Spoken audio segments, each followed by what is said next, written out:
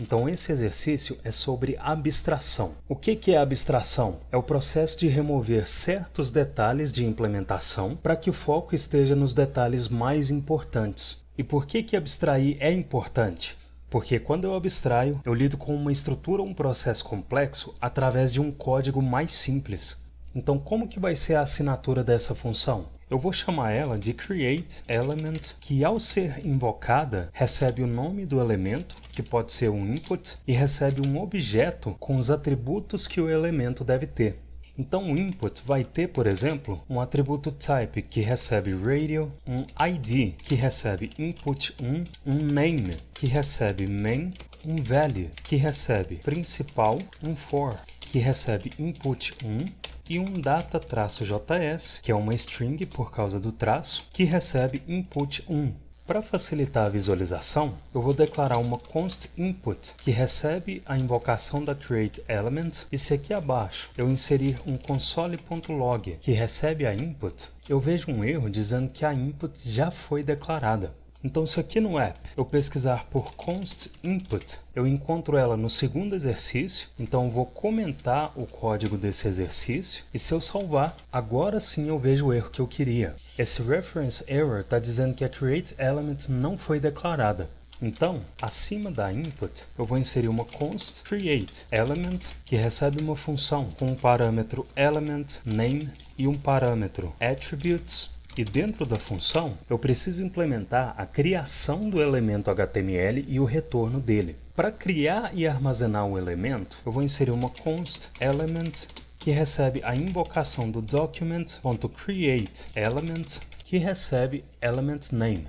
Por que eu estou escolhendo criar o elemento com createElement ao invés de criar com uma template string, que seria mais conveniente para mim?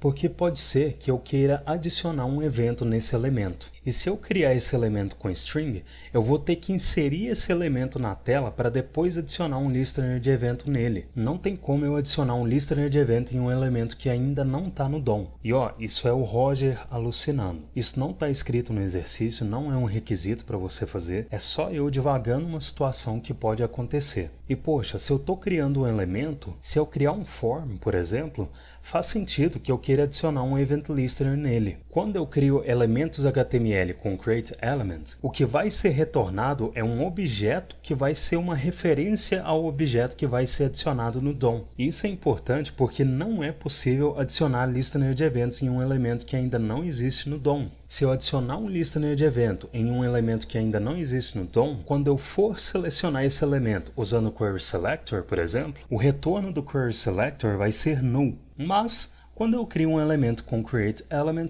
eu consigo adicionar eventos a esse elemento antes mesmo dele ser colocado no DOM, porque a referência a esse objeto vai ser a mesma, tanto no meu código como no DOM quando ele for inserido lá. Então, nesse caso, eu crio um objeto com createElement para futuramente adicionar um evento nesse objeto, beleza?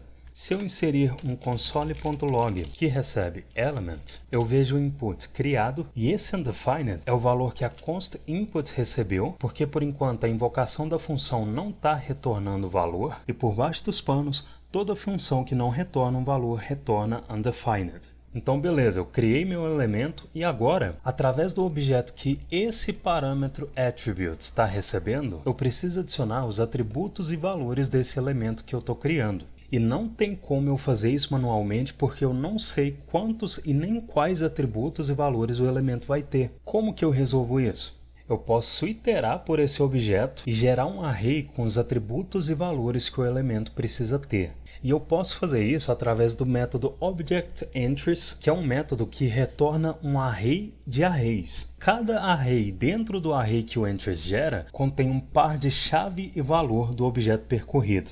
Para a gente visualizar esse array, nesse console.log eu vou invocar o object.entries, que recebe attributes, que é o parâmetro que armazena o objeto que eu quero percorrer. E aqui no console eu vejo um array de arrays em que os itens são strings que correspondem aos pares de propriedades e valores do objeto percorrido. Então agora que eu gerei esse array, eu posso iterar por ele e fazer cada par de chave e valor serem atributos e valores no elemento que eu estou criando. Para armazenar esse array que o Entry gerou, abaixo da element, eu vou inserir uma const attributes as array que recebe a invocação do object.entries. E agora, para decidir qual método eu vou usar para iterar por esse array, eu posso me fazer as 3 perguntas que me ajudam a decidir qual método eu vou usar. Baseado no array que o Entries gerou, eu preciso gerar um novo array com a mesma quantidade de itens? Não, então eu não vou usar um map. Baseado no array, eu preciso gerar um novo array com menos itens? Não, então eu não vou usar o filter. Baseado no array, eu preciso gerar um valor que não necessariamente é um array? Também não, então eu não vou usar o reduce. Agora, por que a minha resposta foi não para esses 3 métodos? Porque eu não quero retornar um valor, eu só quero executar um efeito colateral. O que é efeito colateral? Efeito colateral é qualquer mudança de estado que pode ser percebida do lado de fora de uma função e que não é um valor retornado pela função. Quer exemplos de efeitos colaterais? Modificar alguma variável ou propriedade de objeto que está do lado de fora de uma função é um efeito colateral. Logar no console é efeito colateral. Manipular o DOM também é efeito colateral. Observa que esses exemplos que eu mencionei são mudanças de estado que podem ser percebidas do lado de fora de uma função e que não são um valor retornado pela função. E esses são só alguns exemplos de efeitos colaterais. Qual efeito colateral eu preciso executar aqui?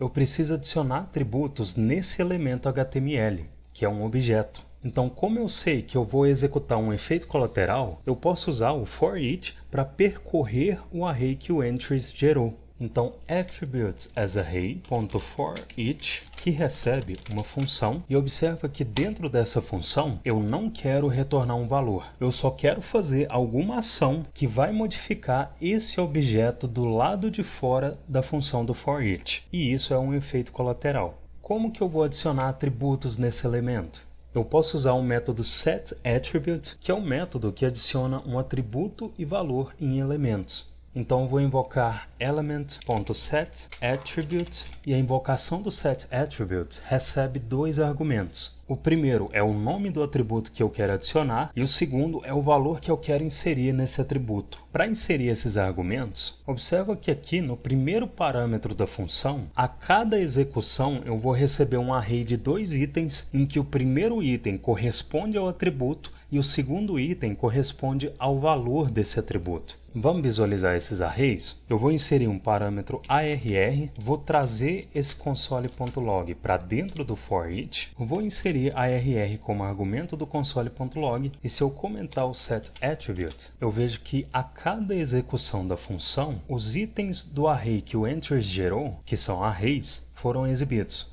Se a cada execução da função do forEach eu estou recebendo um array com nome e valor dos atributos a serem inseridos no elemento que eu estou criando, como o primeiro argumento do setAttribute tem que ser o nome do atributo, eu posso inserir ARR colchete 0 e como o segundo argumento tem que ser o valor do atributo, eu posso inserir ARR colchetes 1, não posso? Então, a cada execução dessa função do forEach, um atributo e o valor do atributo estão sendo adicionados nesse elemento. Vamos ver se funcionou? Eu vou remover esse console.log e se depois do forEach eu retornar o elemento, eu vejo que agora o elemento tem os atributos e valores que eu especifiquei. Agora que eu fiz o código funcionar, tem 2 coisas que eu posso refatorar nessa função. A primeira coisa que eu vou fazer é evitar essa sintaxe de colchetes para deixar os argumentos do setAttribute mais legíveis. Se nesse parâmetro eu estou recebendo um array, eu posso fazer um destructuring nesse array em que o valor do primeiro item vai ser armazenado na key, o valor do segundo item vai ser armazenado na value e eu vou referenciar esses 2 valores como argumentos do setAttribute. Se eu olhar o console, o elemento continua exibido normalmente e a segunda coisa que eu vou fazer nessa função é deixar ela mais concisa. Como de qualquer forma a função do forEach sempre retorna undefined e como a invocação do setAttribute também retorna undefined, tanto faz eu deixar essa função com os blocos ou sem. Então, para deixar ela mais concisa, eu vou remover esses blocos, vou deixar ela em uma linha, e isso vai alterar em nada o comportamento dela,